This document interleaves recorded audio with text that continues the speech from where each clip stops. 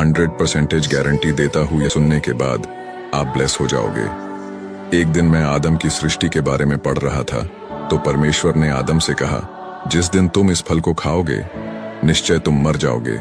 लेकिन मैंने परमेश्वर से सवाल किया, आदम के फल खाने के बावजूद भी 930 साल और भी जीवित रहा, तो परमेश्वर अपने आदम को ऐसा क्यों कहा, जिस दिन तुम फल खाओगे उस दिन तुम निश्चय मर जाओगे? और यही सवाल मैं आपको भी पूछूंगा, तो आप मुझे उत्तर दोगे, आदम आत्मा में मर गया, लेकिन आत्मा तो मरता ही नहीं है। तो इसका सही जवाब क्या है?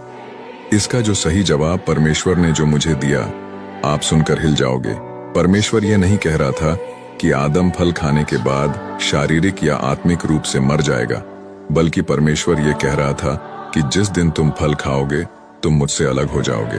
परमेश्वर उस अलग होने को मरना कह रहा था। और जब हम पाप करते हैं तो हम भी परमेश्वर से अलग हो जाते हैं, और यही हमारा मृत्यु है। परंतु जब यीशु मसीह इस धरती पर आया, हमारे लिए मर गया और फिर जी उठा और हमें परमेश्वर से फिर से मिलन करवा दिया, तो हम फिर से जीवित हो गए।